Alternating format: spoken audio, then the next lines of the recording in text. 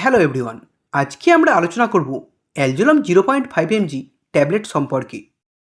এই ঔষধটি সাধারণত প্যানিক ডিসঅর্ডার, অতিরিক্ত দুশ্চিন্তা, টেনশন এবং ঘুমের সমস্যায় ব্যবহার করা হয়। এছাড়াও এটি আর কোন কোন সমস্যায় ব্যবহার করা হয়, এর দাম কত এবং খাওয়ার সঠিক নিয়ম কী তা সম্পর্কে জানব। ভিডিওটি শুরু করার আগে আপনি যদি আমাদের চ্যানেলে নতুন হয়ে থাকেন তাহলে অবশ্যই আমাদের চ্যানেলটি সাবস্ক্রাইব করে নিন। বন্ধুরা, এই অ্যালজোলাম 0.5 mg ট্যাবলেটটি তৈরি করে থাকেন সান ফার্মাসিউটিক্যাল কোম্পানি। এটির মধ্যে আছে অ্যালপ্রাজোলাম 0.5 mg। এটি 31 টিপে 10টি করে ট্যাবলেট পাওয়া যায়, যার দাম মাত্র 50 টাকা।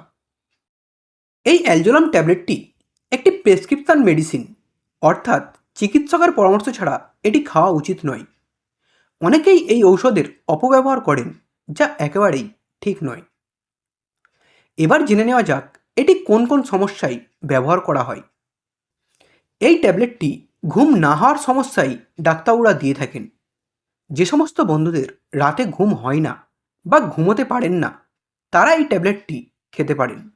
তাদের ঘুমের সমস্যা দূর হয়ে যাবে।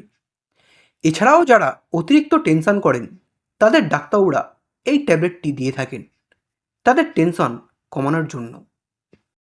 যে সমস্ত বন্ধুদের প্যানিক ডিসঅর্ডার, এনজাইটি বা ঘাবড়ে যাওয়ার সমস্যা আছে, তাদেরকেও ডাক্তাররা এই ট্যাবলেটটি দিয়ে থাকেন এই সমস্ত সমস্যা দূর করতে। এছাড়াও এটি বিভিন্ন ধরনের উদ্বেগজনিত সমস্যায় ডাক্তাররা দিয়ে থাকেন। এবার জেনে নেওয়া যাক এই ট্যাবলেটটির খাওয়ার নিয়ম সম্পর্কে। সাধারণত এটি চিকিৎসকের পরামর্শ অনুযায়ী একটি করে ট্যাবলেট রাতে ঘুমানোর আগে খেতে দিয়ে থাকেন। এবার কিছু গুরুত্বপূর্ণ সতর্কতা সম্পর্কে জেনে নেওয়া যাক। এই ঔষধ খাওয়ার সময় অ্যালকোহল পান করবেন না। কখনোই এই ঔষধের অপব্যবহার করবেন না বা অতিরিক্ত মাত্রায় খাবেন না।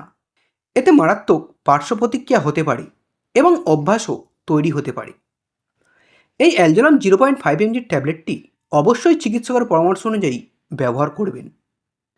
বন্ধুরা, এবার জেনে নেওয়া যাক এটির সম্ভাব্য পার্শ্ব প্রতিক্রিয়াগুলি কী। এটি খেলে অতিরিক্ত ঘুম বা ঘুম ঘুম ভাব পেতে পারে। মাথা ঘোরা, শরীর দুর্বল বা ক্লান্ত লাগার সমস্যা হতে পারে। এই ধরনের কোনো সমস্যা বেশি হলে এই ঔষধ খাওয়া বন্ধ করে দ্রুত চিকিৎসকের সঙ্গে যোগাযোগ করবেন। বন্ধুরা, এই ভিডিওটি শুধুমাত্র ঔষধ সম্পর্কিত তথ্য দেওয়ার জন্য তৈরি করা হয়েছে। যে কোনো ঔষধ সেবন করার আগে অবশ্যই ডাক্তারবাবুর পরামর্শ নিয়ে সেবন করবেন। ভিডিওটি ভালো লাগলে একটি লাইক করবেন এবং স্বাস্থ্য ও ঔষধ সম্পর্কিত আরও ভিডিও পেতে আমাদের চ্যানেলটি অবশ্যই সাবস্ক্রাইব করবেন।